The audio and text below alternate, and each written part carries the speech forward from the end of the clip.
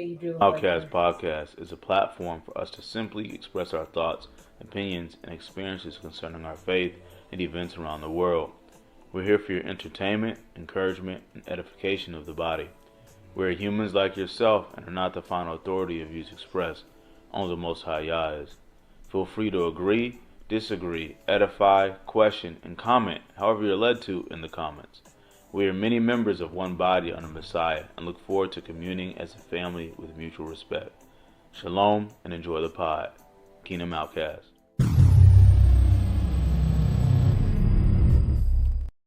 Move that follow, cause cause what? Woo!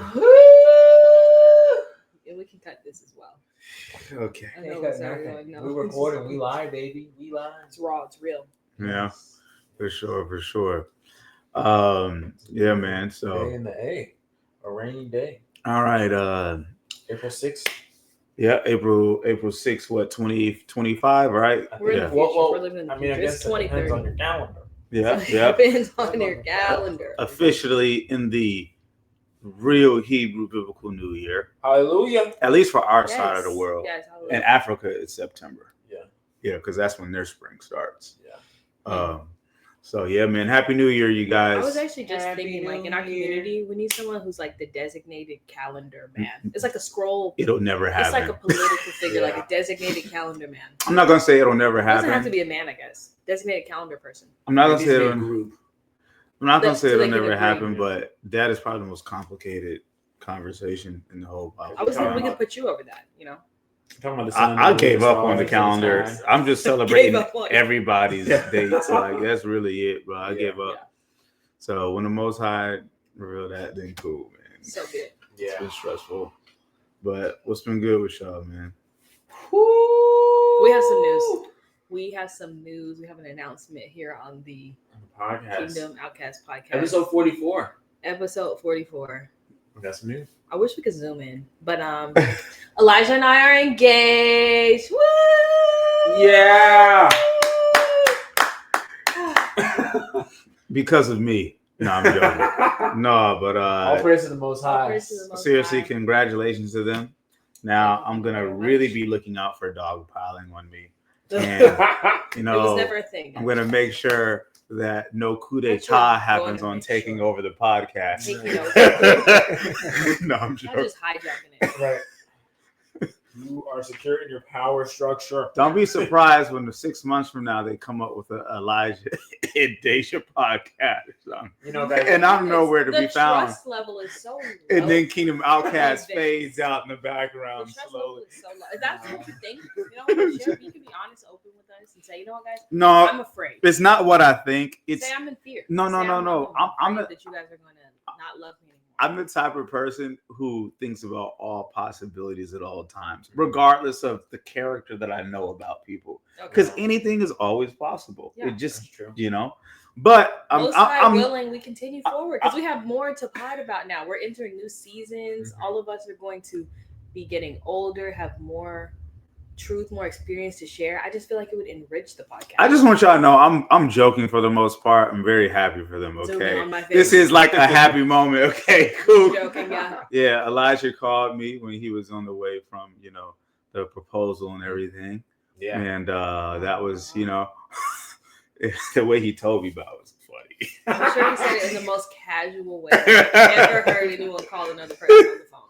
Oh Yeah. I man, be chilling, man. You know, it's just it is what it is. It's my life.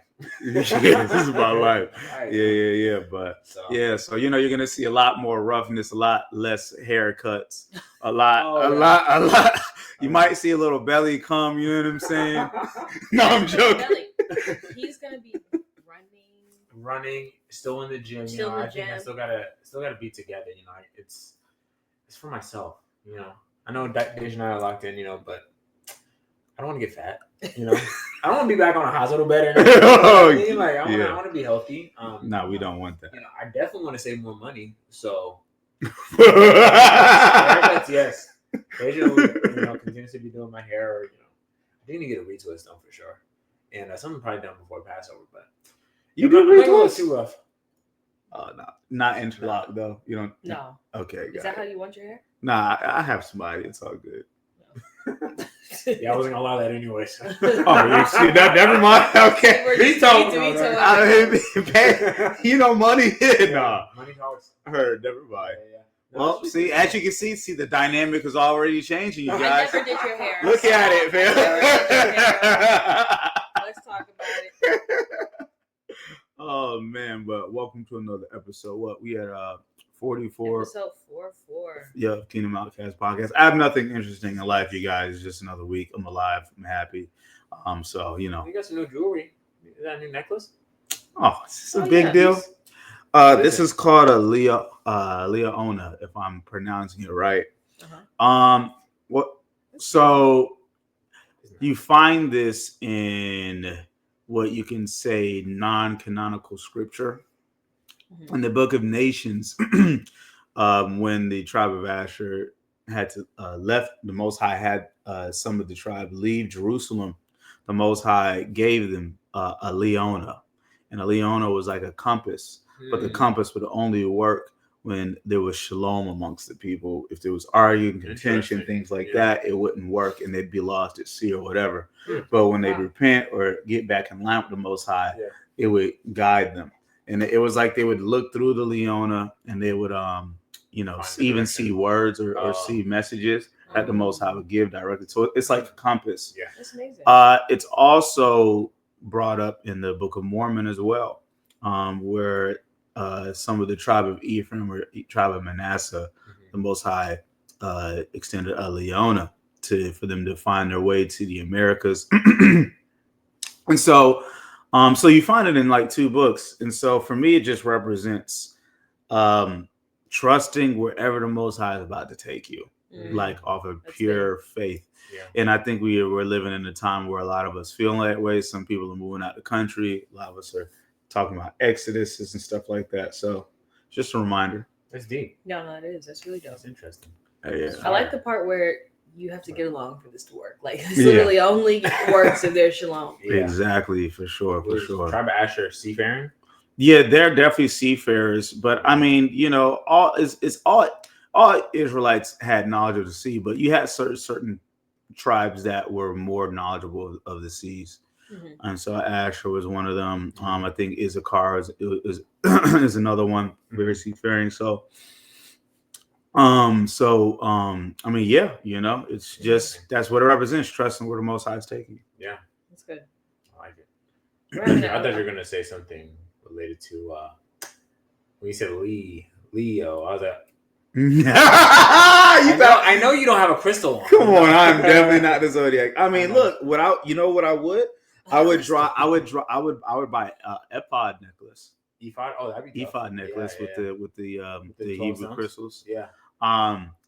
Actually, Bishop Brown, I believe is on the side, he has a big one. Oh. Yeah, he has a big one he wears on Passover. Oh, that's so tough. Yeah. Oh my gosh. Yeah. Yeah. I was telling y'all about that boo I met who was making me a shofar. He hasn't really got around to it. I don't know if I'm gonna get my shofar before Passover. Yeah. But we have like a whole Passover kickback coming up. Yeah. Oh yeah. We're having friends over. What you're helping us plan the kickback? Don't do this. I mean, but you're hosting it. Yeah. Okay. We are hosting. Kingdom Outkasts. This is a Kingdom Outkasts Podcast kickback. There you go. Okay. Kickback. Cool. Yeah. No, but it's gonna be a dinner. I think we're gonna have a really good time. Just basically fellowshipping, eating a traditional Passover meal. We'll have lamb. We'll have the bitter herbs with the unleavened bread, and wine. Yes, we will be having some wine. Red wine. I will be having some wine. To represent the blood. Yeah, I will be having some red wine. Yes. But I look forward to that. It's always a good time when we can get together as Kodashim and discuss the word, discuss our everyday lives, and just build. And have fun with it too. Have a good time. So that's gonna be really cool. For sure, man. I'm looking forward to it. I'm excited for this whole Passover season in general. And whatever date you guys celebrate, whether it's April, March, September, because you might be going off the African calendar or whatever. Happy Pesach Ashar to you. Happy Passover. Yes. Oh, I need that because I'm making a display for PCC, and I wanted to put something a little bit more Hebrew than Happy Passover. So I'm gonna have you text me the spelling. Yeah, Pesach Hashar. You should just do the Hebrew words. Pesach Hashar. That's the whole Or thing, maybe- right? Yeah, That's happy. Pasach Ashar, happy Passover. Yeah. Ashar is happy. Pasach, Passover. I'll put it in English as well for those who. For sure. For those who are a little bit more For those who are a little Gentile-ish. Gentile-ish. Right, that's gonna tie straight into our precepts. Oh, yeah? Okay. Calling people Gentile-ish. Hey, look how good, man. Look at The that. segues. Yes. Segue. Okay, so today our precept is coming from Romans 11. I'm going to read verse 1 through 22. And this is the CJB version. And it says, "In that case, I say, isn't it that God has repudiated? Repudiated. Isn't it that God has repudiated his people? Heaven forbid, for I myself am a son of Israel, from the seed of Abraham, of the tribe of Benjamin. God has not repudiated his people, whom he has chosen in advance. Or don't you know what the Tanakh says about Eliyahu? He pleads with God against Israel. Adonai, they have killed our prophets and torn down our altars, and I'm the only one left. Now they want to kill me. But what is God's answer to him? I have kept for myself 7,000 men who have not knelt down to Baal. It's the same way in the present age. There is a remnant chosen by grace. Now, if it is by grace, is it accordingly not based on legalistic works? If it were, otherwise grace would no longer be grace. What follows is that Israel has not attained the goal for which she is striving. The ones chosen have obtained it, but the rest have been made like stone, just as the Tanakh says. God has given them a spirit of dullness, eyes that do not see and ears that do not hear, right down to the present day. And David says, let their dining table become for them a snare and a trap, a pitfall and a punishment. Let their eyes be darkened so that they cannot see, with their backs bent continually. In that case, I say, isn't it that they have stumbled with the result that they have permanently fallen away? Heaven forbid. Quite the contrary. It is by means of their stumbling that the deliverance has come to the Gentiles in order to provoke them to jealousy. Moreover, if their stumbling is bringing riches to the world, that is, if Israel being placed temporarily in a condition less favorable than that of the Gentile is bringing riches to the latter, how much greater riches will Israel in its fullness bring? However, to those who are Gentiles, I say this, since I myself am an emissary sent to the Gentiles, I make known the importance of my work in the hope that somehow I will provoke some of my own people to jealousy and save some of them. For if their casting Yeshua aside means reconciliation for the world, what will their accepting him mean? It will be life from the dead. Now, if the challah offered as first fruits was holy, so is the whole loaf. And if the root is holy, so are the branches. And if some of the branches were fallen off, and you, wild olive, were grafted in amongst them and have become equal sharers in the rich root of the olive tree, then don't boast as if you were better than the branches. However, if you do boast, remember that you are not supporting the root is supporting you. So you will say, branches were broken off so that I might be grafted in. True, but so what? They were broken off because of their lack of trust. However, you keep your place only because of your trust. So don't become arrogant. On the contrary, be terrified. For if God did not spare the natural branches, he certainly won't spare you. So take a good look at God's kindness and his severity. And on one hand, severity toward those who fall off, but on the other, God's kindness toward you, provided you maintain yourself in that kingdom. Otherwise, you will be cut off too. Kindness. And this is a passage people gotta read when it's like, well, why does it matter? Why does it matter knowing who we are? Passage. I'm telling you. I think, it's a very important passage. Because I think about it in two aspects. First, you have to realize who is Yasharal. First off, I think that's the first important thing. That's what I think a lot of people get deceived on, and because they do get deceived on that, then they're like, well, it doesn't matter because there's no Jew, there's no Gentile in Christ. Yeah. You know? So they first off have a deception as to like, you know, how was Israel just reborn as a nation? Yeah. In the 40s. So it's that, and then also like being cognizant of the Most High's word, like how much greater will it be for those of the natural branch? if the Gentiles were able to be grafted in with all the eternal riches and the blessings and stuff. And I just think about it here in the States, like, I don't want to say the Gentiles, but those that are not not melanated people, not the Negroes, have promoted the gospel for the majority of the time here in the States. Yes. And they have, in a sense, kind of created their own gospel. You know, it is for sure. And I think is it in the word? There's just I feel like we were taught the Torah and the way of the prophets, like those are our people. So like there's a reason why I think that we see in the Hebrew community like a move back towards understanding the Old Testament, even the apocryphal scriptures, you know, and preaching those, because those like in the Gentile community and like, you know, Christianity predominantly, they're not talking about those things. And they're like I said, that they're preaching a different gospel because they're not looking at the full gospel, the fullness in the word, you know. So yeah, I probably quote this verse more than any other verse like all year, maybe the last 2 years. A little bit of leaven is the whole lump.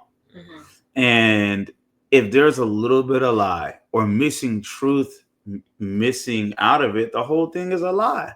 Like, so when people say, why does this knowledge matter? Why does this? If it's in the word, it matters because the truth matters at the end of the day. You know, whether you believe there are greater truths or literal truths, I mean, cool, that's up to you. But at this end of the day, the truth is the truth. And, you know, I was at the art exhibit yesterday. You know, y'all know I go to the Christian book club for my own church, right? And because my boy Jeremiah, you know, he's a brew, he's over it, you know, but he navigating, you know, both sides. And one of the my homegirls that was there, she brought her boyfriend, and me and him was chopping it up. Nice, tall, ruddy brother, you know, with long locks, you know, the reddish brown, and we was like chopping it up, like, you know, and he was just soaking up a lot of this like knowledge, which he resonated with him and mixed in. And one thing I had explained to him was that one thing that we don't understand is that the very enemies of Yahshua, the Romans, the ones that crucified him, had been the ones who've been the authority of the word. The unholy Roman Catholic Church. Yeah. Then everything else that's branched out of that, Protestant Reformation, denomination, this and that, all have that Catholic root. If the foundations be destroyed. There you go. And it's like all of it is tainted. All of it is tainted. There's gonna be, and so, you know, but of course, you know, sometimes when you get into that, people fall back to, well, you know, that's why I just believe in Jesus and all of that. But it's like, fam, like, if what you believe in and how you walk it out does not look like what the Bible is teaching, do you really have the Messiah that is preached in there? And that's why in the word it says, if anybody comes and preaches another Basora gospel or receive another spirit or rock or receives another Yahusha or Jesus, you might as well bear with him. And that's what people don't, you know, understand. I think that the part I found really encouraging about this part of the word is when it's, you know, says basically if the Gentiles have accepted the Messiah and they are blessed, how much more, you know, if the natural branches would accept the, you know, salvation, the blessings. And so I just think that's an encouragement, because we do see that here, you know, in the West, in our Western culture and Western Christianity, there is prosperity. Like when you go out and you want to see like some of the most beautiful places of worship and buildings and the beautiful churches and everything that they've been able to build, it has, to a certain extent, has been blessed. So, you know, how much more when our people start coming into worshiping in spirit and in truth, will our ministries be blessed? I think they will. And that's one thing I explained to the brother, like, bro, like all these nations have been blessed because they have us in their possession. But, you know, just like it said, they would be even more blessed if, when the millennial reign is going on, and besides one thing, the world is going to be blessed. Yeah, a lot of it's going to be destroyed. But if you come and hang with us, you're going to be blessed.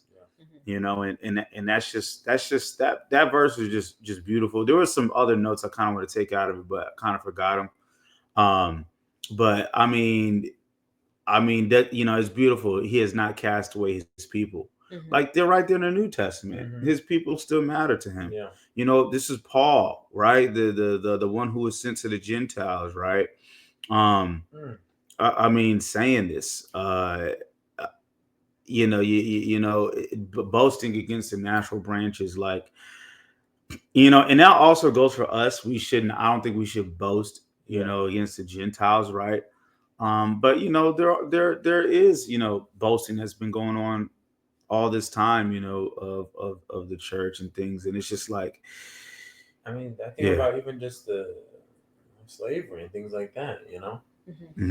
It's just, I don't know, it's interesting because there's such a deep deception, and I think it's getting a lot deeper now. With, you know, you got shows on Amazon Prime like called King of David, and you know, you've got a lot of biblical shows. Kings, you know, lots of biblical shows getting put out here, but they don't have anyone from the natural branches in the studios and production, even on set, really, you know. And it's like that are leading roles that are, you know, being represented. And I think about it, and I think about what you mentioned with how the Romans crucified Christ, and then since then, everything that has come from religion has come from the Roman Catholic Church. So, and if you think about it too, these movies have probably been in production for maybe like a year, over a year.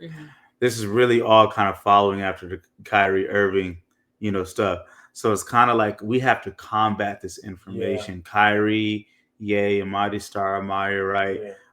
You know, Ron Dalton, as shadow band as he is, like, it's kind of like, I look at it as like they're trying to combat this awakening on a mass scale, because they don't allow any of the great content like that Ron puts out, or I'm trying to think, even like Reclaiming the Throne documentary, like they don't let documentaries get far, even on YouTube, you know.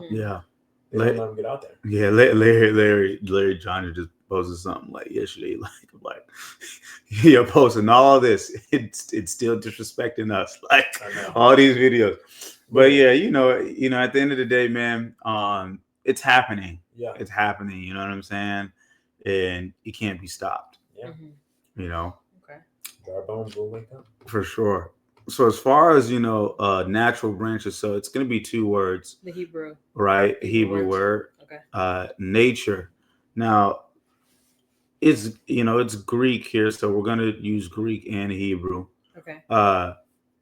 So we have phusis, Strong's 5449, phusis, which is nature, inherent nature, origin, birth. Derived from phuo, which means to bring forth or to produce. The corresponding Greek.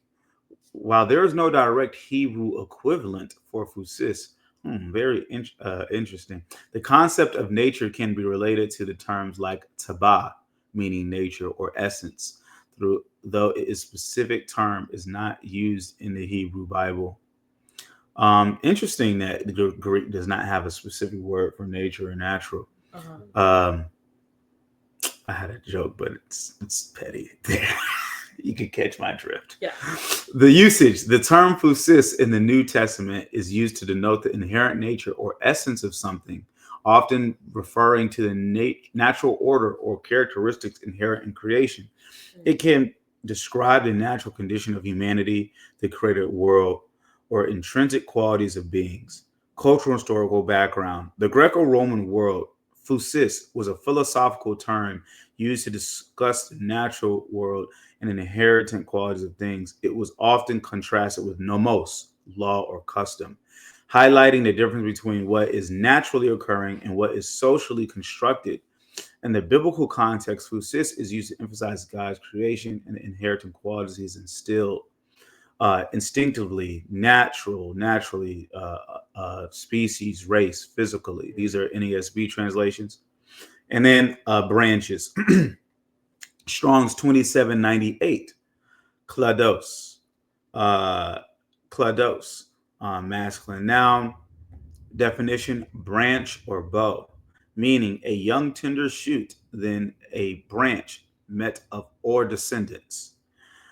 Word origin derived from the Greek verb klao, meaning to break or to break off. Corresponding Hebrew entries: H6057, anaf, a branch or bow often used in the context of trees. Or H2156, zamora, a branch or twig, particularly of a vine. I like that as a name, Zamora. Maybe one of my daughters in the future. Usage. In the New Testament, klados refers to a branch or a shoot of a tree or plant.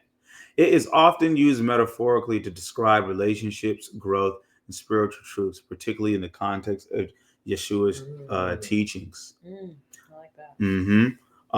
Cultural and historical background. In ancient agrarian societies, branches were a common symbol of life, growth, and fruitfulness. The imagery of a branch was familiar to Yeshua's audience, who understood the importance of a branch's connection to the vine or tree of sustenance and fruit bearing. This metaphor was deeply rooted in Hebrew tradition, where Yahshua was often depicted as a vine or tree in the Hebrew scriptures. So, can you put the words together for us? Okay. Fusis klados. Yeah. Fusis klados, basically. Fusis No. Wait. Yeah. Fusis klados. Fusis klados, natural branches. Right. I like it. Now, if we're going paleo, it would have probably been like fasas kladas, something like that, because paleo is only a vowels. So, language has changed over time. So excellent. But yeah, that's dope, man. That that just makes sense, So okay, current events. All right. So current events. So one very let's start with the second one. Yeah. Second one? Okay. The Kenyans' response to Black Jesus. Now I'm trying to bring up something, that actually talks about this. I got something. But or you gonna throw the video on? I don't have the video. Oh, okay. But I just have the clip or the. Okay. Just that. Okay, got you. Cool. So yeah, I don't need to look up nothing. We know what it is. I seen the video. So IUIC, Israel United in Christ, led by who calls himself a bishop, Nathaniel. Okay. Who was a undercover detective for the NYPD before he became, Bishop suspected Nathaniel. Suspected op. For sure. Okay. For sure. He basically, Ron Dalton has been messaging me this week, right? He's, talking, of course, again, like how, they're letting other people come on these platforms and stuff, but nobody not trying anyone to who's right talking him. about anything of real substance. Right. And IUIC basically went to Kenya and they tried to teach the people about, read that towards the end of summer, explain that Jesus was black. Yeah. And basically they ran them out the church, throwing rocks and sticks at them. Like, they said lies. Don't you come in here with lies. Fam. And is that offensive or that shocking? There's a video of it too. Like, of is them that in really their purple. the most shocking? Like, I don't even know. Were they really shocked that someone was preaching that? What I hear a lot is that the whitewashing kind of mentally slavery is runs a little stronger in certain parts of Africa. Okay. Maybe definitely West Africa for sure. So yeah, some East African countries can be, affected by that. And it does suck because, Kenya is like, the homeland of my Kikuyu people. Hopefully, and one of the Kikuyu people in that crowd. Now, I look at this as a little bit of karma. Most High's karma, because it's like IUIC, I don't believe they've been spreading the word in the right spirit. You know what I mean? Not at all. And for a while, they were really discounting Africans who we descend from out of their 12 tribes chart and preaching that they're, but they've been touring all over Africa, Yeah, preaching that Africans aren't the people, but want to preach to them about the people. Well, no, they've actually been telling them that they're the people. They've been telling like Bantus and stuff that because the continental Africans aren't included on the chart. Exactly. So now you got to come up with a different chart. Yeah. You know what I'm saying? Like, so it's just like it's confusion, man. I mean, great. It's cool, y'all. And maybe if y'all had the right spirit, maybe y'all wouldn't have had that kind of reaction. I didn't like watch the sermon. I seen the clips, but who knows like how it could have been conducted. But I don't know. That's just like it's like okay, cool. They're telling them the truth. But maybe they didn't go about the wrong way. Maybe because they got the wrong spirit. The Most High allowed that to happen. Yeah. I was just this week was watching an interview where Bishop Nathaniel had gone on. And it's pretty much like a Black empowerment type podcast. And I didn't sense the Ruach, in the conversation. He did, of course, make good historical points, and as far as the theology behind why he believes we're the people, the knowledge made sense and scripture was backing that, but the spirit behind the way he was delivering certain things, responses on pop culture and opinions on women, and he made a statement in the podcast that most of us came from hoes. Like he's like, most of our mothers were whores and we come from hoes, which is why this and that. Like that is not anything that's spirit filled coming out of a man of God's mouth. And so to me, I think that, Here's the thing. I might be able to get it on the video. Okay. Okay, cool. Yeah, like, and that's the thing. Like, look, he don't seem like a dude who really came from the streets. Like, I would give you a little leeway if I knew maybe some of your background and you just kind of coming into. Okay, go.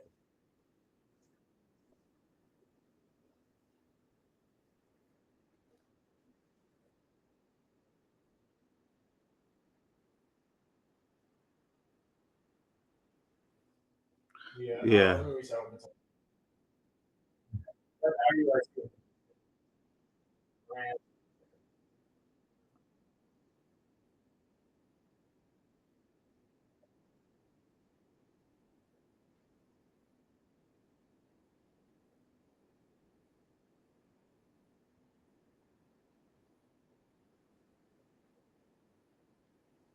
Yeah, that's crazy. But did that show on the thing too? What I just did? Yeah. Stop. I just pressed stop sharing, but it showed the screen.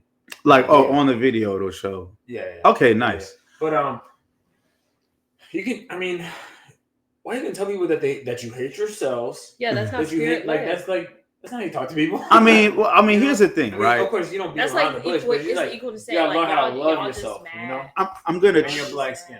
I'm gonna try to put my brain in his shoes. Okay. I could understand being frustrated. Yes, frustrated. With your these stiff-necked people like us Israelites is, and you might convey a message in a certain way. I mean, granted, y'all know how I talk. I might have said something similar, because I mean, the thing is, what he's saying is the truth. Yeah, it's the spirit way it's conducted. And I mean, I do think there is a lot of self-hate in our people for sure. For sure. And like it's true, but that's one thing I always say is that Hebrew Israelites and Christians are kind of like two sides of the same coin. Christians, a little more ruach, way less knowledge. Brews, a lot of knowledge, way less ruach. Right. Like, you know what I mean? There's got to be a blending. Become a kingdom outcast. Exactly, kingdom outcast. We don't belong to none of these folk. So like I can understand him saying that and the frustration. You know what I mean? It's just like it's just I don't know, fam. I mean, for him, it's a little hypocritical, just because y'all have excluded Africans out of the conversation for so long. Right. Because Just think about the origin. Yeah. If the origin is Africa, then how aren't they? Exactly. Yeah. But that's what happens. People get into what I've noticed is people get into the truth. Every bit of knowledge they come across, they share it. There has to be a period where you're accumulating knowledge and you're silent. Yeah, because you have to be coming up to your own conclusions. Right. Yeah. But again, I don't even know if that's really the way for him, because I do look at him as a plant.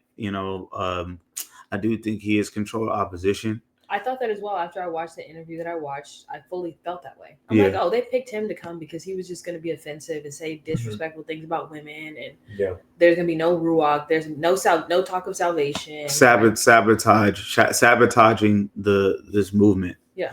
And it's not even that they picked him. I honestly, if I'm gonna be real, I think the Ish people employed him into this thing, probably a Mason, employed him into his role, and he might get commands from them or whatever, and it trickles down. And it could be similar with other camps. I don't know. That's just how I feel. Symbolisms here and there. The costumes give me Masonic apron costume kind of vibes. And so touch on later on in the video. Right. So I don't even think it's like, oh, this pastor told him to come because of this and that. I think it's he's been given his role and he just knows how to fulfill it off of whatever. You know? That's real. So, but there's another one we didn't right now, but I wanted to see if you guys had heard of this. So Pastor Philip Anthony Mitchell. Pastor Philip Anthony Mitchell from 2819 had gone viral for committing $50,000 to a man who had driven.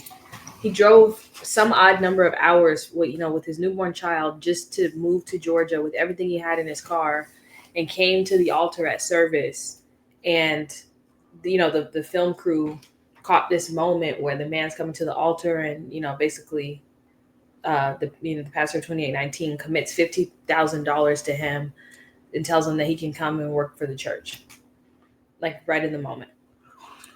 That's interesting. I have a clip here, guys. Okay. That's just interesting because let's see what you got here. Yeah, here we go. Like sometimes. Okay, yeah, we got it, guys. All right. Elijah Clutch. Cohen Clutch. Clutch Cohen. The name of our podcast, Clutch Cohen. Okay.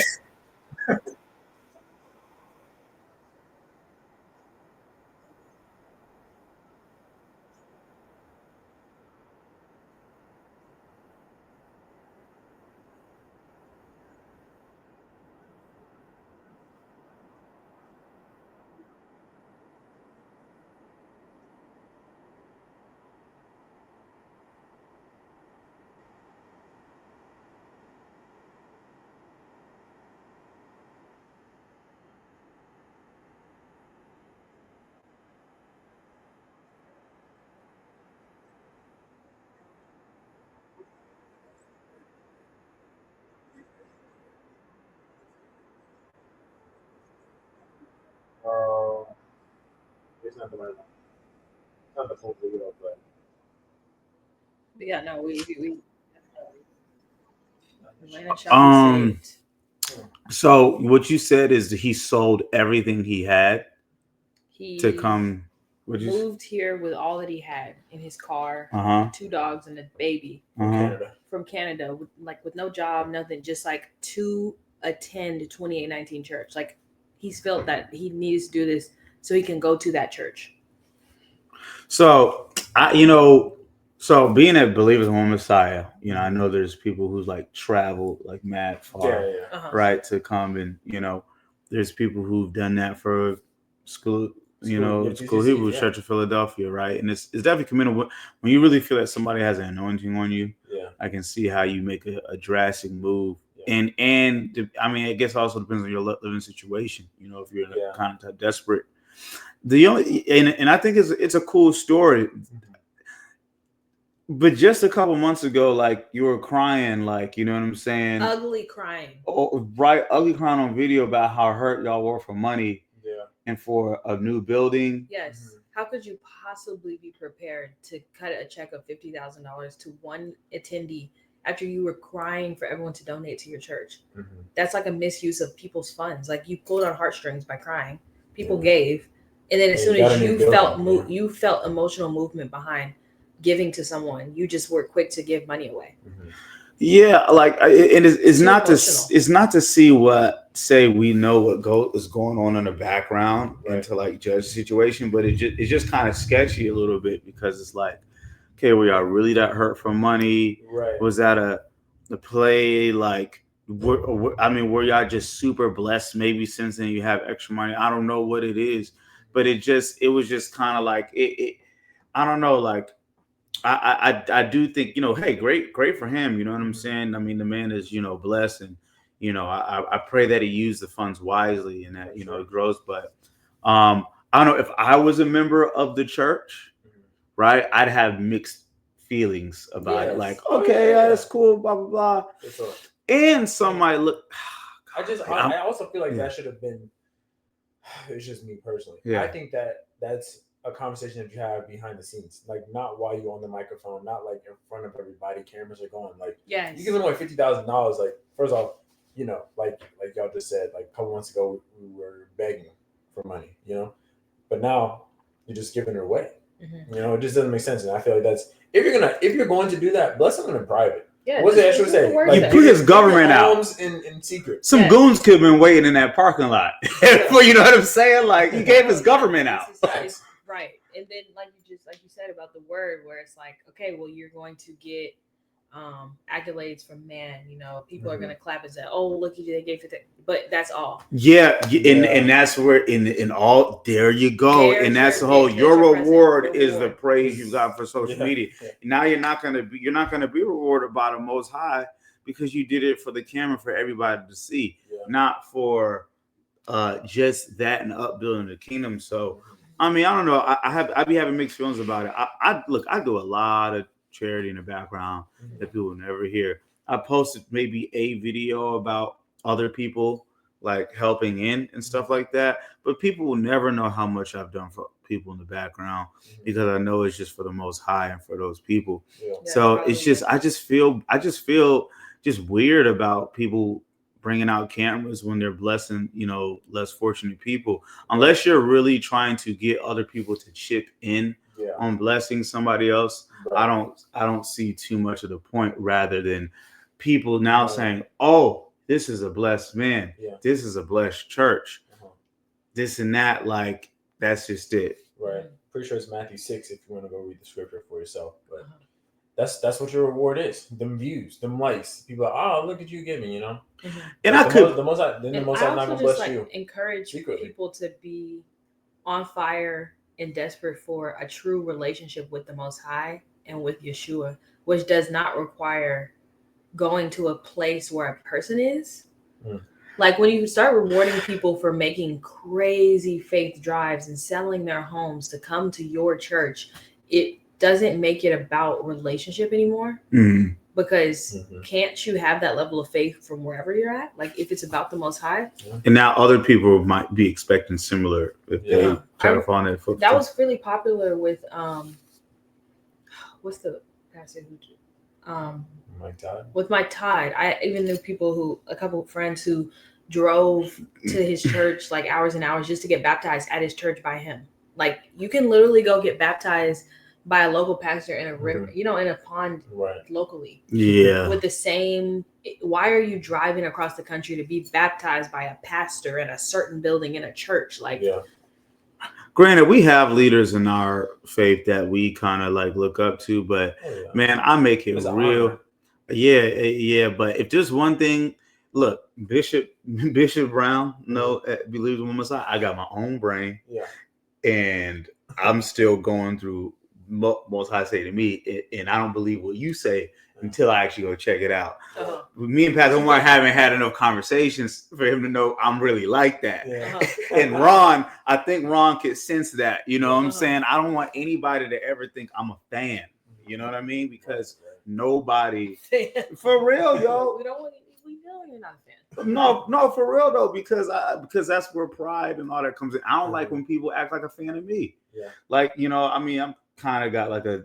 He has a fan base a little bit. Stop. I got like a. Stop. No, I had like a little fitness thing. Like the first day I moved here, someone was like, "Hey, go get games, get gone." Like that was cool, right? Yeah. But I don't like people want to be around you because they expect to get kind of what you got or the blessing that you got. You know what I mean? A little bit. That when you put a star-like fandom type of energy about you, you know. Yeah. I just think it's good to just be humble. For sure. But you know, again, I also hope he would have done the same thing for a black guy. Yeah. I hope it's not. I hope it's not the mental. You know, he kind of looks like the depiction of white Jesus, Caesar Borgia. I hope it's not. Gosh, that would be too much. Fam, you know, sometimes we have that kind of like, we'll be blessed if we bless the. You know what I'm saying? He did have long, brown hair. So I hope it's not that too. Oh my gosh. This is just our thoughts. I'm not judging crazy. I'm just expressing my thoughts. Okay. Agree or disagree, whatever, you know. Right. I do wonder if it would have been different if it was a black man up there. Hey man, you know. Why aren't you on your feet, brother? Yeah, right. We gotta work 2 times as hard to get what they got. You waste your money coming. No, I don't know. Pray on it. Yeah, you might have got a stern talking to. I just don't know. So okay, but we beat that dead horse. Yeah. So the next one, the Florida. Oh yeah. To cease weather manipulation. Yep. So I got on FloridaPhoenix.com. Florida Senate approves ban of geoengineering and weather modification. Bill speaks to alarm about chemtrails in the atmosphere. A proposal to ban weather modification projects that have been denounced by some conspiracy theorists as chemtrails has been approved by Florida Senate. Interesting. The measure SB 56, sponsored by Miami Republican Leanna Garcia, would prohibit the injection, release, or dispersion of any means of chemical compound, substance, or apparatus into the atmosphere for the purpose of affecting the climate. Any person or corporation who conducts such geoengineering or weather modification activity would be subject to a 3rd-degree felony charge with fines up to $100,000. If an aircraft operator or controller admits a 3rd-degree felony, they would be subject to a fine of up to $5,000 and up to 5 years in prison. $5,000? Yep. That's it? Quote, there is a lot of unauthorized activity that is currently not regulated, both at a federal and state level, and this is where we wanted to start, quote, unquote, Garcia told members of the Senate. Quote, this is how we are trying to create a method of the madness by creating a reporting mechanism that starts with complaints to the Department of Environmental Protection, DEP, with complaints and concerns, and then also at our local state airports. Last part I'll read.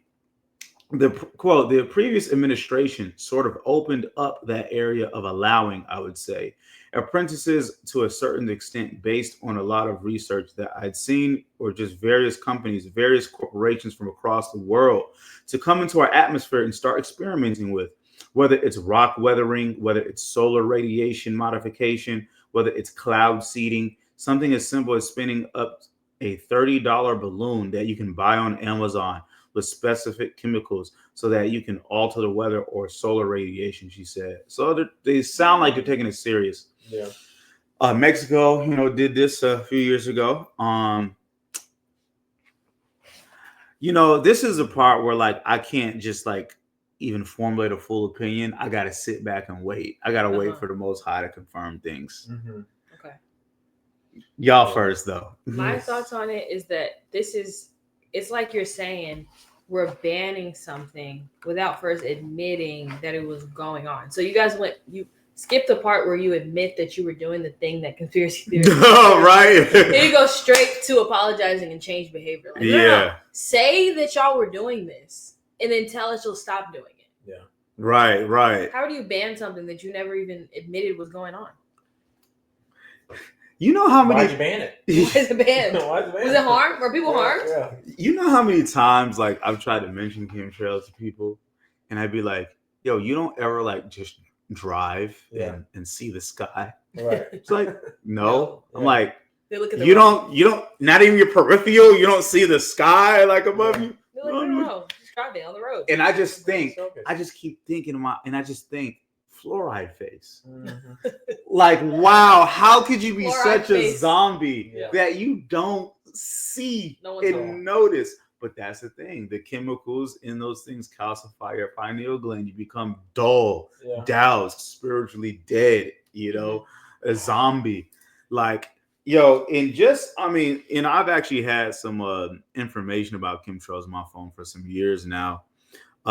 They a couple things that are in these chemtrails is barium and aluminum. Aluminum. Bale. Yeah, and I always talk about how rain be smelling metallic. I've got remember I showed you an image of the pentagram in chemtrails drawn above New York, not New York, Disneyland, and in Atlanta. There's a pentagram drawn above Atlanta in chemtrails. It's witchcraft. Manipulation is witchcraft. Yeah. It was interesting that they mentioned how you can get a $30 balloon and just send it up in the air and just start experimenting with the weather. I'm like, that just brought witchcraft and I don't want to say just witchcraft, but like being able to modify weather and stuff to like a whole nother level to me, because everyone probably has like, if you're over the age of 21, you probably have $30 that you can spend on a balloon. Mm-hmm. So it means that everyone's trying this stuff out. So, it just makes me think a little bit more high level.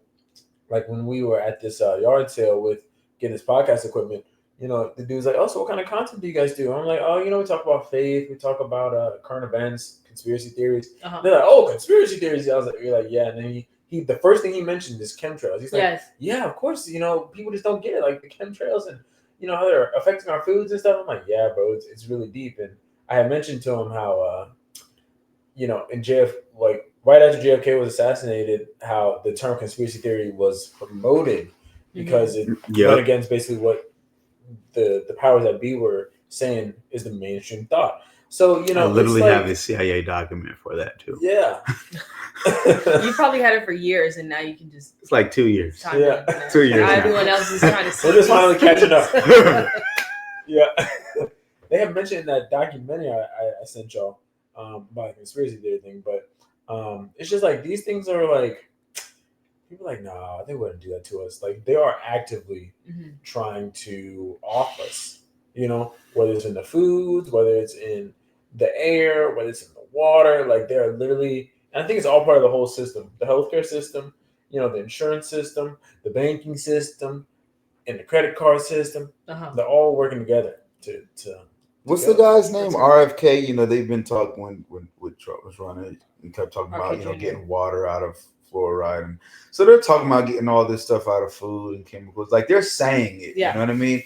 I just wonder if they're just lying to us. It's, and they're it's gonna the same type time. Like you've brought someone over to be like the new head of the FDA, so that RFK Jr. can do these things. You never told us that you did. You never admitted to doing it, but now there's someone who is designated at cleaning up stuff that y'all never admitted you were doing. I also have an even scarier thought too, to be honest, because we've already allowed this pandemic to happen and convinced so many people to take the jab and vaccine shedding.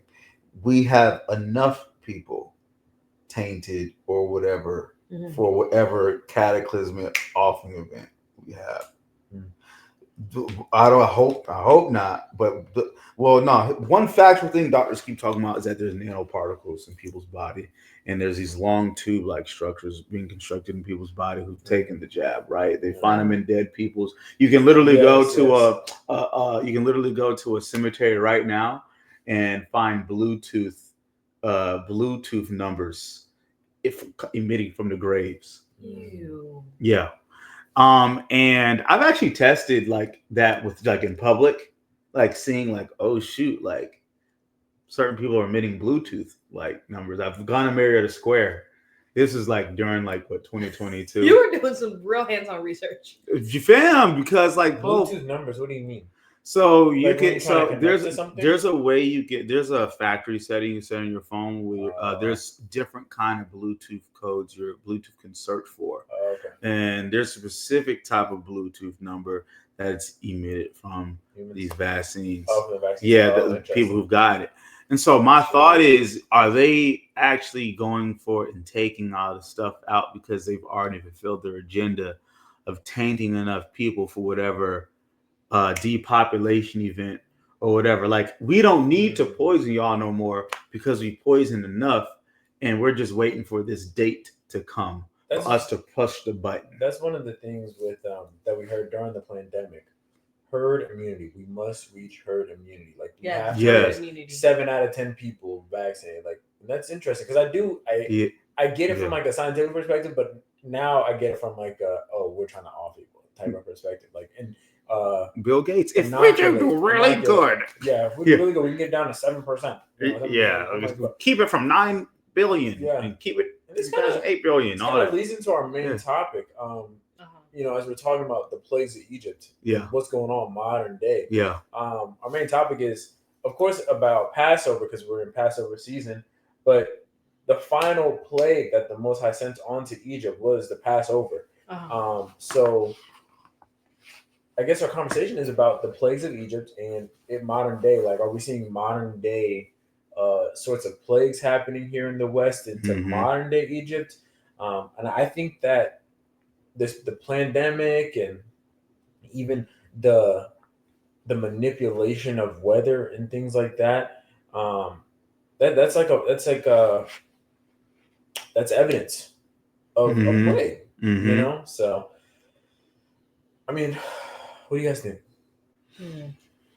As far as the plagues of Egypt, the ones that stand out to me and I'm always kind of like on the lookout for are the pestilence, basically, which would be an unusual natural occurrence of overpopulating of like gnats and bugs and things that sting and things like that. And then the pestilence, I think it would also include like the frogs, right? Of just an overpopulation. So, and I'm thinking like maybe like rats or mice, things like that are just populating and like people are not able to kill them. What's that Revelation prophecy about these locusts? Yeah, that have faces like they sound like horses and they sting. I keep seeing this thing about mosquitoes, these genetically modified mosquitoes that they've been releasing. Yes, I've heard this. That could be a form of plague. I've been seeing a lot of these rivers that are turning red and oceans. The scientific explanation is algae and all that. But it could have been the same thing back then. You know what I mean? Like it's like, or just some of the weather stuff we've been experiencing, I don't know if I ever read to you guys. I told you I have the Colburn Bronze Book Bible written by the Egyptians that Exodus with the Israelites from Egypt. You want to send me a screenshot of whatever you're about to read? I'll post it, show it on the screen. I don't even know where to, because it's a lot, but I'm going to just try to hit certain highlights. Okay. But it's basically where... also, real quick before you start, Revelation 9:7. The locusts resembled horses prepared and equipped for battle, and on their heads appeared to be golden crowns, and their faces resembled human faces. Joel 2:4 as well. That's what it's referencing. Revelation 9. Yeah, man.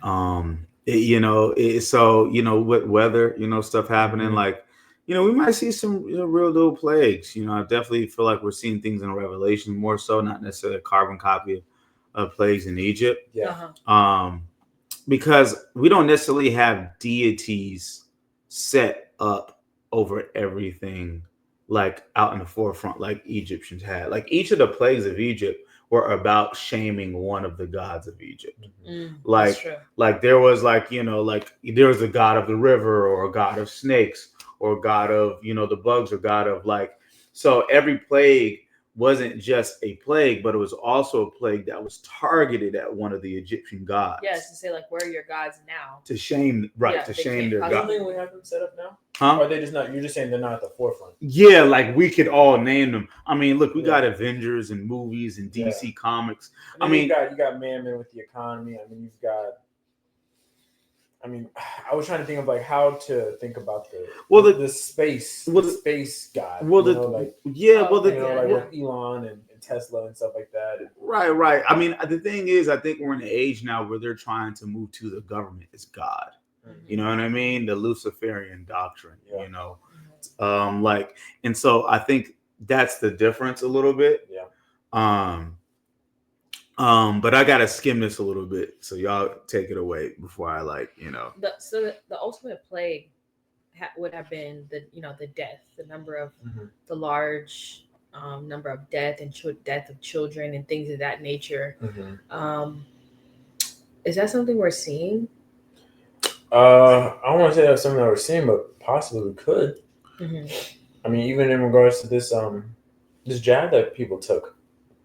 It's not something I want to think about, but when you hear Bill Gates talk about, if we do a really good job with vaccines and X, Y, and Z, then he's like, what do you mean? Get the population down?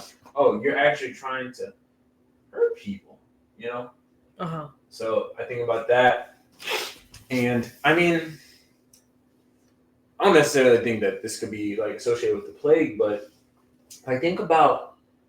I mean, I think that they've shielded a lot of these numbers, and they've just given it to other causes. But think about the opioid epidemic that's recently been huge. Of course, I think it's getting a lot of media attention because it's white people that are dying, but there's still black people that are dying. There's people of all races that are dying.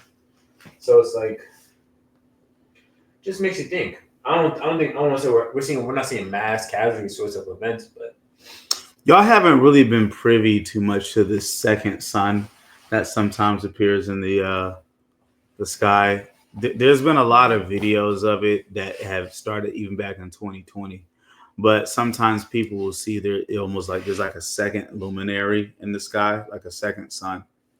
And it's talked about, with the in the Bible.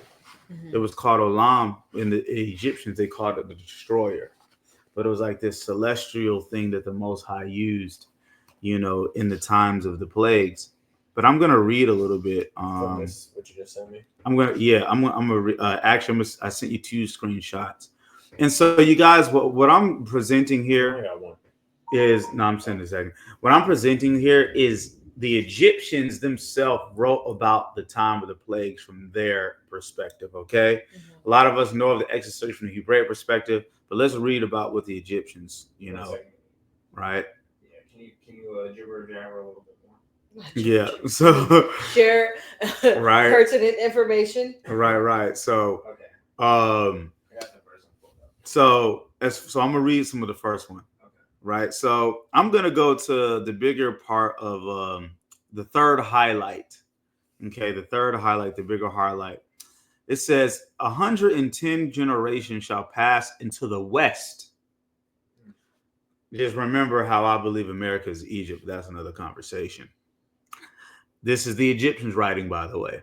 110 generations shall pass into the west, and nations will rise and fall.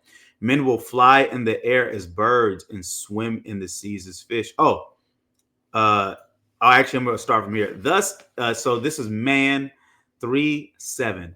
Thus it was in the days of the heavenly wrath which have gone, and thus it will be in the days of doom when it comes again. So even the Egyptians are prophesying about the end times here. Yeah. The times of its coming and going are known unto the wise. These are the signs and times which shall precede the destroyer's return. 110 generations shall pass into the west, and the nations will rise and fall. Men will fly in the air as birds and swim in the seas as fishes. Men will talk peace one with another. Hypocrites and deceit shall have their day. Women will be as men, and men as women. Snap. Those times are now. Passion will be a plaything of men. Yeah. A nation of soothsayers shall rise and fall, and their tongue shall be a speech learned. Their tongue shall be the speech learned, English. A nation of lawgivers shall rule the earth and pass away into nothingness. One worship will pass into the four quarters of the earth, talking peace and bringing war. A nation of the seas will be greater than any other, but will be as an apple rotten to the core and will not endure, America. A nation of traders will destroy men with wonders, and it shall have its day. Then shall the high strive with the low, the north with the south, the east with the west, the light with darkness. Men shall be divided by their races, and children will be born as strangers among them. Brothers shall strive with brother, and husband with wife. Fathers will no longer instruct their sons, and the sons will be wayward. Women will become the common property of men, and will no longer be held in regard and respect. 3:10. In those days, No, it's the same. In those days, men will have the great book before them. Wisdom will be revealed. A few will be gathered for the stand. It is the hour of trial. The dauntless ones will survive. The stout-hearted shall not go down to destruction. So that's them talking. That's them just now experience that they wrote this basically right after the plagues about the end times. Interesting. Now I'm gonna read a little bit of the second one I sent to you, and I'm done. Honestly, there's so much juicy content in here. Like seriously, like if y'all read, it'd be like, whoa, you know what I mean? Yeah. Okay, that second one. Okay, so here we go. I'm not gonna do the bigger part. You know what? Real quick. This is talking about the destroyer. Mm-hmm. Now, in our language, or in some of the Bantus or the Kikuyu themselves, will call it Hebrew, or you might have heard Nibiru, which is in the ancient Sumerian epic, this celestial planet that the Anunnaki came. Yeah. Huh. Or fallen angels. You know what I'm saying? So this is them talking about the plague in Egypt from their perspective. The dust tore wounds in the sky. The dust tore wounds in the skin of man and beast, and the glow of the destroyer. The earth was filled with redness. Vermin bred and filled the air, and the face of the earth with loathsomeness. Wild beasts afflicted with torments under the lashing and standing ashes came out of their lairs in the wastelands and cave places and stalked the abodes of men. All the tame beasts whimpered, and the land was filled with cries of sheep and moans of cattle. Trees were destroyed, and herb with no food was found. 6:14. The fish of the river died in the polluted waters. Worms, insects, and reptiles sprang up from the earth in huge numbers. Great gusts of wind brought forth storms, and locusts covered the sky. As the destroyer flung itself through the heavens, it flew great gusts of cinders across the face of the land. The gloom of long night spread a dark mantle of blackness, which extinguished every ray of light. None knew it was day or when it was night. Then it starts talking about the darkness. Men being stuck in their beds. Ships were sucked away. It says the earth turned over. Corpses everywhere. Pregnant women miscarried, and the seed of men was stopped. The craftsman left his task undone. The dues of Pharaoh could not be collected, for there was neither wheat nor barley, goose nor fish. The rights of Pharaoh could not be enforced. Now I'm going to read this last part at the very bottom, 6:24. The slaves spared by the destroyer left the accursed land forthwith. Their multitude moved in the gloom of half dawn under a mantle of fine swirling gray ash, leaving the burnt field and shattered cities behind them. Many Egyptians attached themselves to the host. Please let us come with you. For one who was great led them forth, Moses, a priest, prince of the inner courtyard. Fire mounted up on high, and its burning left with the enemies of Egypt. It rose up from the ground as a fountain and hung as a curtain in the sky. I could read this whole thing, but we'll be here all day.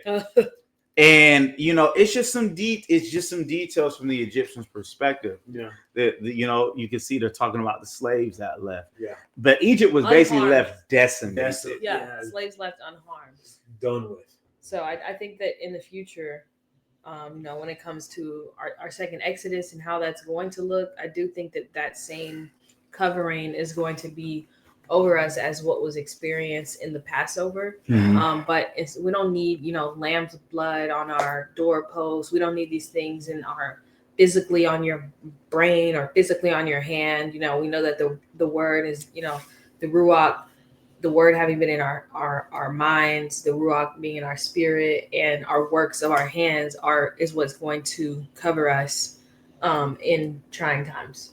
Yeah, and maybe we're just experiencing these birthing pains with this pandemic, but from listening to that, and then I briefly skimmed over the plagues,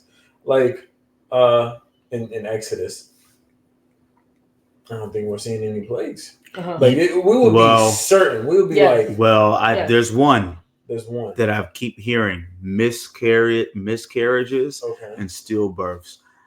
Yo, since 2020, and the Bible doesn't say that there's going to be plagues again in the second Egypt. Right, for sure. So. Ever since 2020, yo, I mean, I've been just seeing so many miscarriages, so many stillbirths, so many, it's been a lot. It's very common. It's honestly more common for me to hear about that than an actual child being born. There's one couple of the from Boom, they're in the Florida congregation. They experienced that. Now, thank the Most High, they didn't have a child now. Okay. But we see people not even being able to get pregnant. Yeah. That so I believe that is actually a play. This stopping the population. This, if we do really good on vaccines, we can. You know what I mean? Yeah. That is a plague that I'm definitely seeing. It wasn't one of the major plagues that was talked about in the Word. Yeah. I mean, it did talk about all the firstborns dying. But there were probably a lot of other things, right, happening that weren't necessarily accounted. Yeah. Probably actually in the book of Jasher and Jubilees, a lot more that revealed too. Yeah, that'd be good to read. I guess one thing that's very much evident is men being like women. Yeah. Oh yeah. Yeah, for sure. Yeah, so and vice versa, all that. Yeah. Yeah. So that's foolishness. Yeah, man. We're and that's the thing. Just look at what the pattern of ancient civilizations and see what was going on before they fell. Nothing new. Nothing is new under the sun. At all. Nothing is new under the sun. Right. Facts. Okay. Thank y'all for the Passover. Yeah. Alternative thoughts. We're gonna have a blessed Passover, y'all. For sure. Hallelujah. And them feast days and holy days protect you. Mm-hmm. I think the book of Baruch or Jubilees says that. Yes, Jubilees. So yeah, we're so Masonic video we're talking about now, right? Alternative thought. Yeah, I was just gonna say, listen, in Exodus it talks about how it should be an ordinance unto your people forever to celebrate the Passover. Yes. And it's just important that we do celebrate the Passover. Now we have the Most High has blessed us with the ultimate sacrificial lamb in Yahshua, and we have to just praise him for that, But who is the beginning of the year? Yeah. It's the beginning of the year, but I think why are you celebrating Easter? Resurrection Sunday. Why are you doing these? That's another one. They changed it to Resurrection Sunday and never said why. Yeah. Well, was Easter wrong? Say that. It's just no. It's Resurrection. They have Palm Friday, and then tell us what Easter and it's really was. 2 why days. Why did y'all change it? This whole Lent thing. Just tell us why you changed it, and then we'll I'm good. It doesn't. It's just us worshiping how we want to, man. It's really ridiculous. But I mean. Yeah, we're about to get into our alternative thought, which is about the Freemasons. Yeah, so a lot of them had a hand in it. Yeah, for sure. So we're gonna play this video real quick. Okay. All right. I think they'll be able to see our faces too. So okay. We're gonna get our authentic reactions, but we're just gonna watch a quick clip of this former 33rd degree Mason break his oath and talk about some of the rituals and stuff. And this video comes from somebody's page. Shout out to the truth is. The truth is. Yes. Truth is. I've been watching your channel for a little bit, man. You're doing great work. He's definitely a believer. He's definitely a Christian that's not like Christians. Yeah. Okay. Hallelujah. He exposes a lot, you know. So let's watch this clip. We'll watch a couple.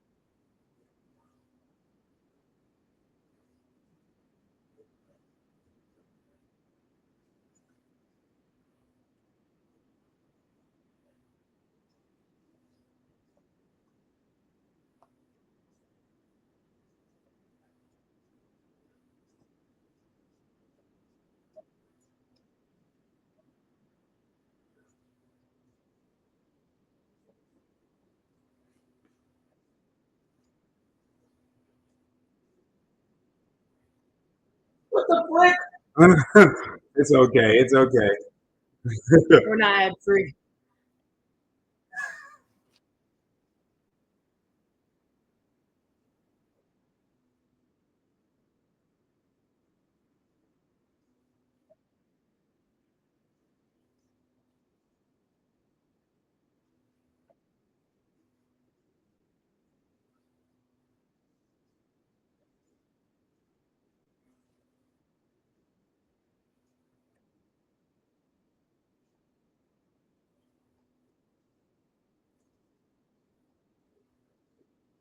Yeah.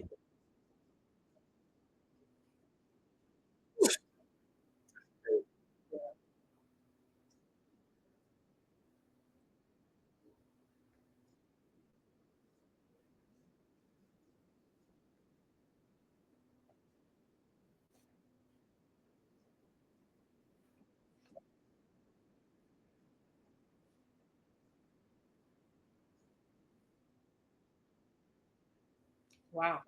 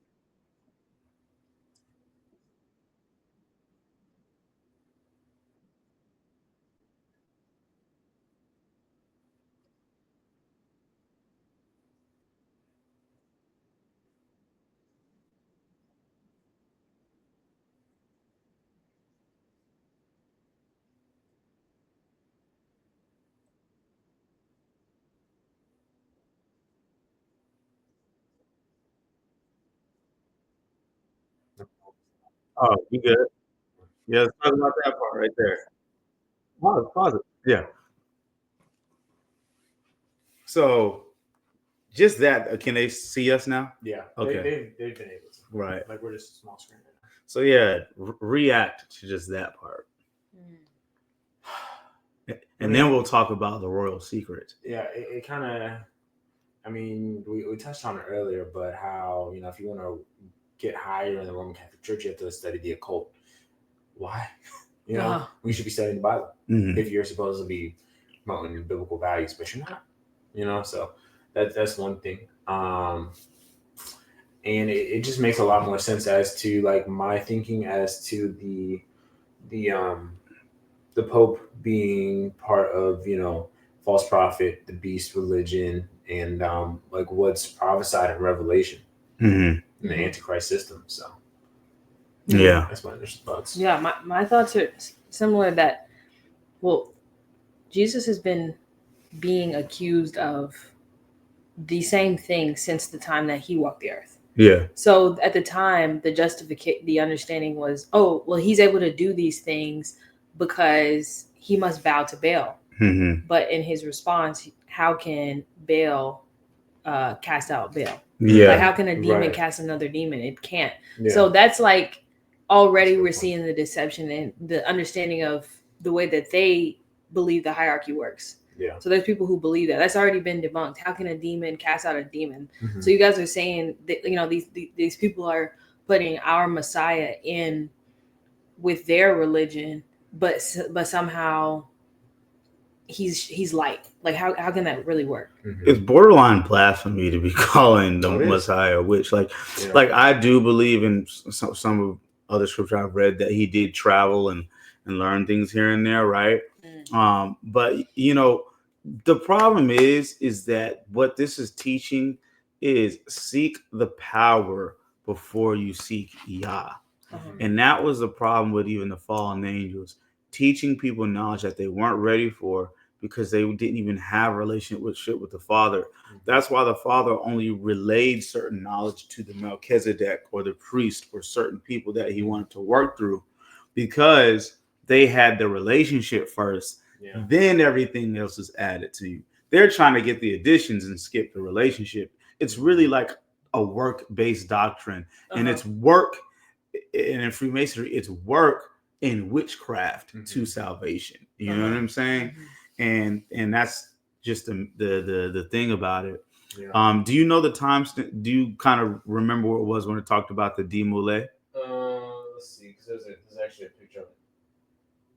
Yeah, there's just one other part. Well, two other parts. Yeah, right here. It's right here. Right there. All right. Cool.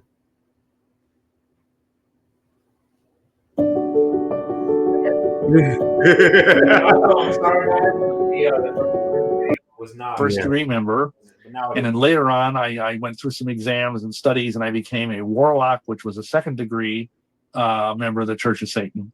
And at this also, I should say this because this is critical. This Eli guy, the Grand Druid down in Arkansas, he gave us 2 words of advice. First of all, he said, if you really want to understand Luciferian energy, you need to join the Freemasonic order. And he himself was a 33rd degree Mason.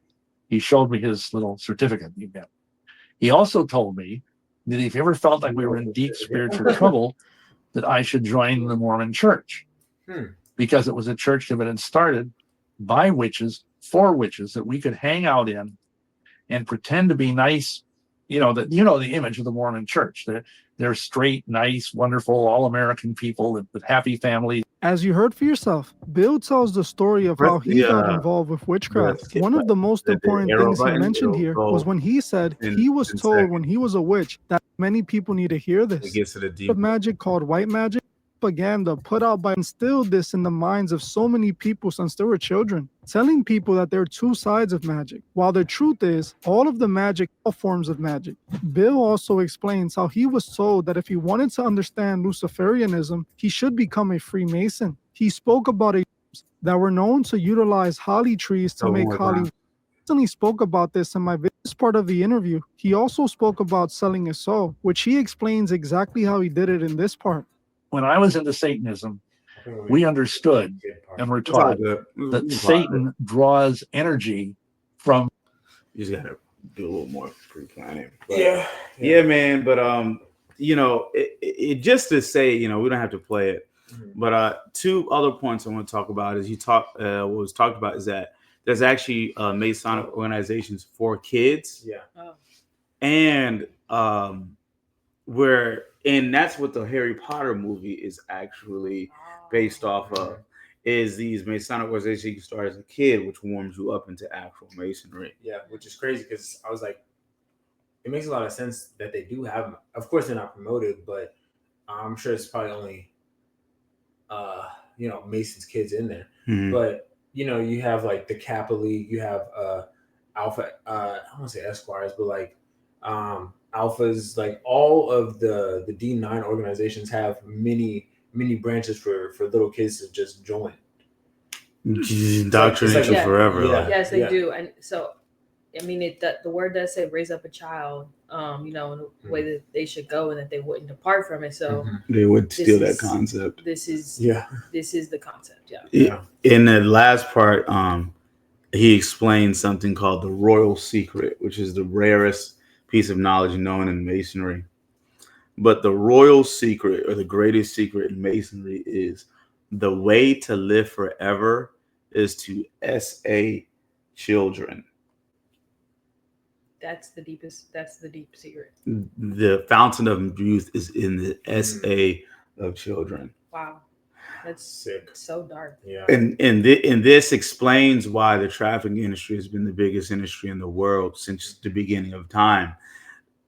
Where you talk about, adrenochrome, right? The sacrificing of kids and drinking the blood and all that, the adrenalized blood. Like, you even actually find that in the book of Jasher, where the Pharaoh was having these crazy breakouts. And so what he told the people is to go take Hebrew children and to kill them so he could paint his face with their blood. Oh, wow. But it only got worse for him. Yeah. And we got the super PG version because I remember the blood. I think I remember the painting of the face. Yeah, it's in Jasher where the Pharaoh ordered this. So that was the reason. I mean, of course they were multiplying too much, but he's like, well, we must just dual purpose. Well, another way that they also stopped them from multiplying too much is they start to make the Hebrews work harder gradually over time. But if, say, like you messed up or something, now you'd have to use your own child as a brick. Oh my gosh! Like their children's. It's when we look at images of pyramids, like in America, you could probably guess they're like skeletons of babies, like in between the brick and mortar Hebrew babies. Like that's explained in the book of Jasher too. Oh my gosh! But yeah, and so this is why trafficking is so this fountain of youth, this live forever concept, and it's really because these people know they're gonna burn. They're trying to elongate the damnation for real. But yeah, it's not something that all Masons know, but it's something people know at the toppest part of the degree.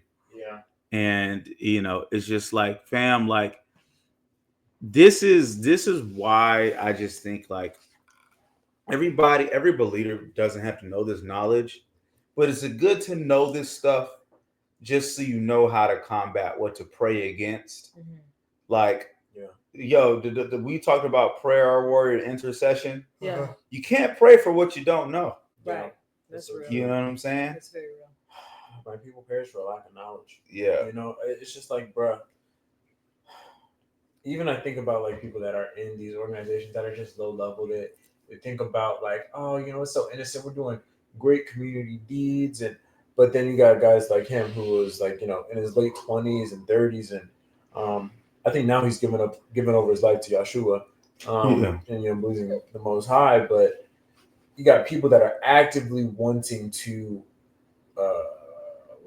rise up in the occult realm. So they're doing Satanism and Luciferianism and getting into the Freemasons. It's like, why would the Luciferian priest tell you how to join Freemason? He's like, because they really know how to harness the energy so that you can really move up.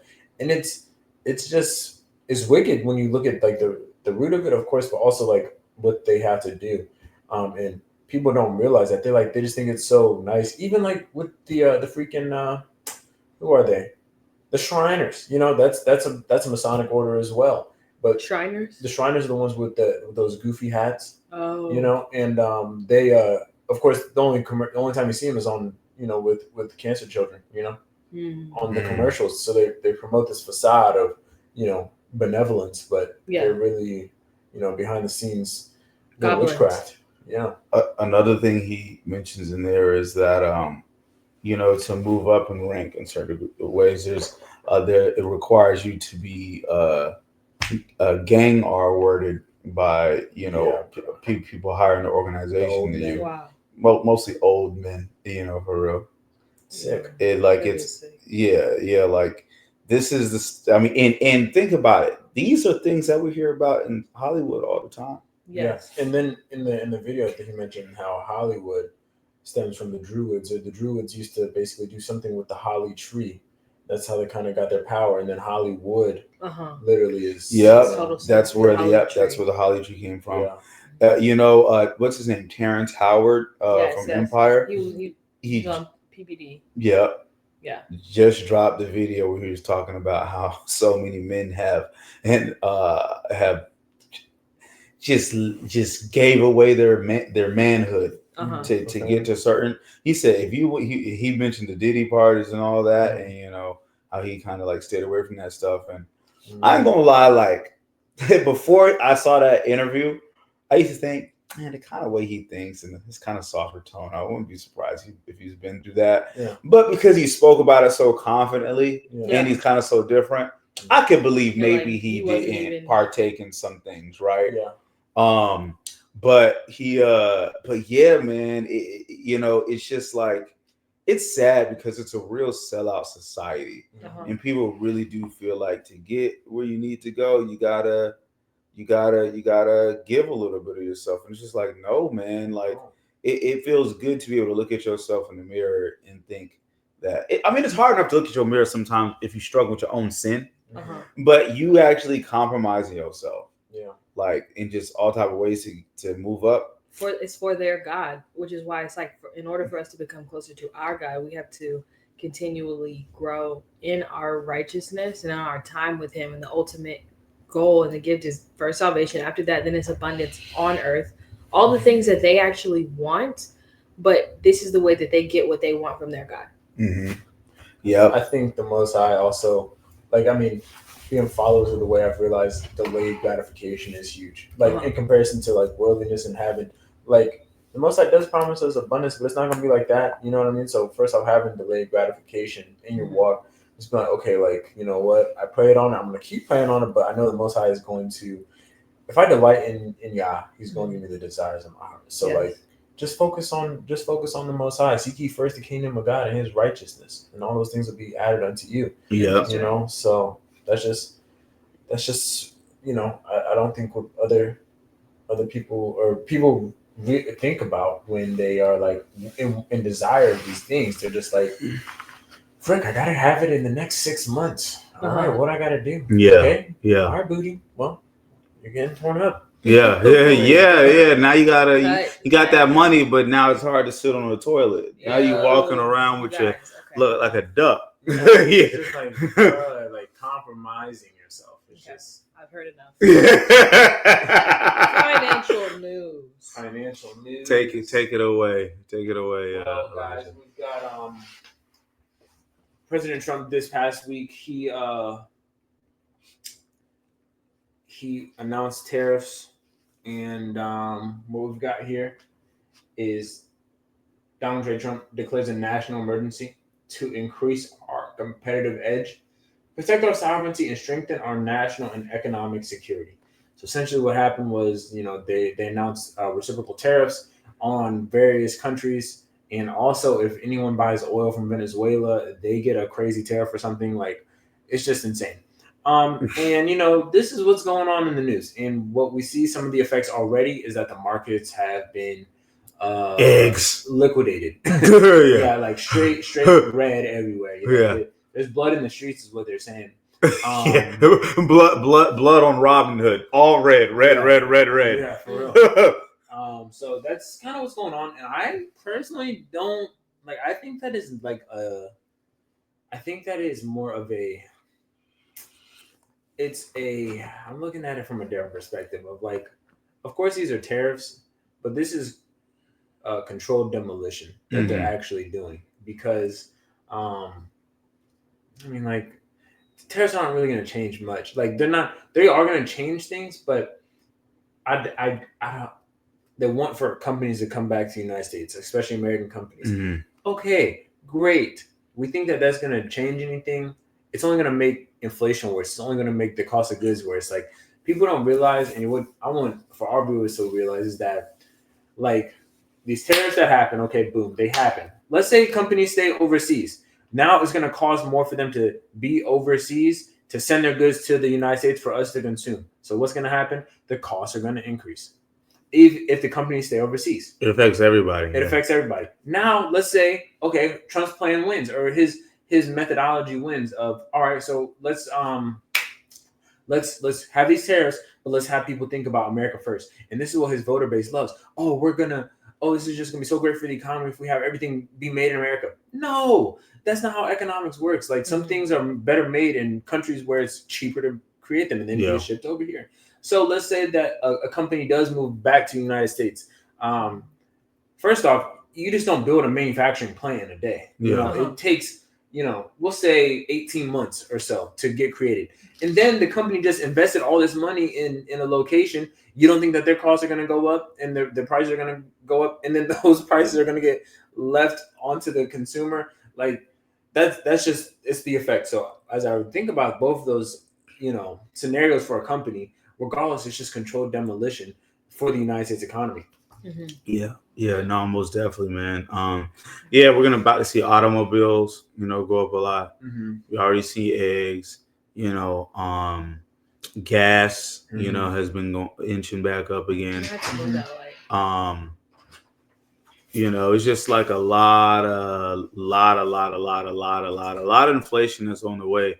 So, another thing is just that shout out to Really Graceful on YouTube and Instagram. She put together a video like about 5 facts about tariffs. She talked about the history of tariffs, where there's been history where they worked out and there's been history where they didn't work out.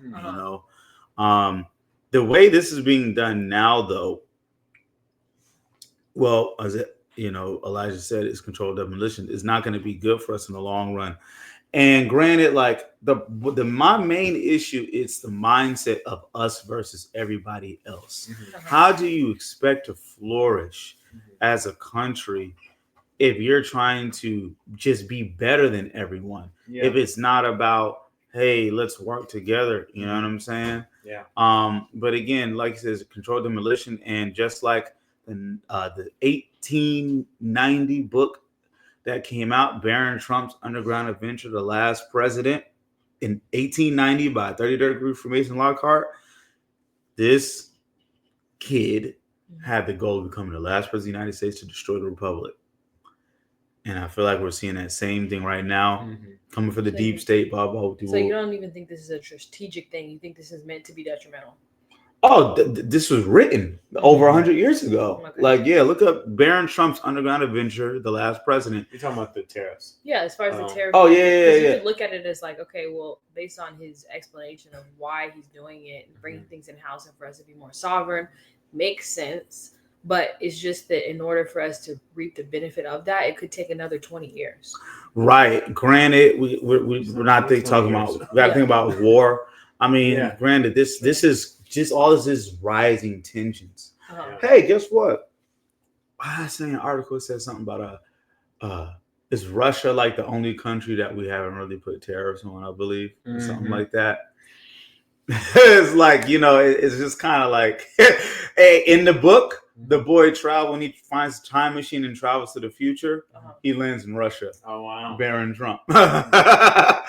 There's an elder at the church who says that, Trump's a Russian spy. So could be. I mean, but to be honest, in my head, all these leaders are friends behind closed doors. Oh, for sure. They're actors. Yeah. They just put on a play. I mean, Putin is a Jew. His mom is Jewish. I just saw a clip of every president going over to Israel, having their little yarmulke on and kissing the wall. Yeah. Zelensky of whatchamacallit, who was of Ukraine. He was actor, Hollywood actor, basically. And he's Jewish. Like, they're all the same people for him with different labels today. Like, that just made me think about Revelation a little differently when the scripture says they'll come and bow at your feet. What if, like, not that I want this or anything, I'm very humble. Yeah, but we'd hate to send you to a camp. What if it's celebrities and all those elites bowing on our feet, Hey, look, man, whatever the Most High has for my life, I just want his will for my life. You know what I'm saying? Okay, so that'd be his will then. Yeah. So good. Oh, man. Well, that's our episode. Yes, okay, great. Well, Kingdom Outkasts Podcast. Podcasting the truth of the way. Be sure to comment, like, share, subscribe. And if you're feeling led to bless Kingdom Outkasts Podcast with some monetary donations, Kingdom Outkasts Pod on Cash App. Kingdom Outkasts Pod. Yep. Hey, and let me tell y'all, we have not gotten one donation from any of you. Why are you telling me? But the Most High is still gonna bless us. Making a way. We got some stuff, we got some equipment, things like that. But if you want to bless us and be blessed by the Most High by blessing us, then you can bless us. But either way, we still gonna come with the content.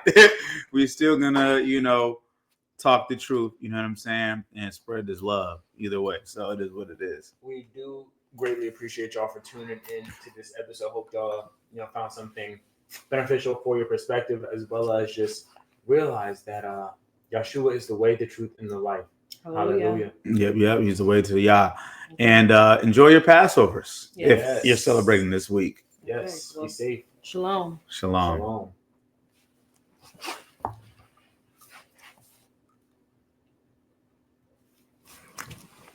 And recording. Oh.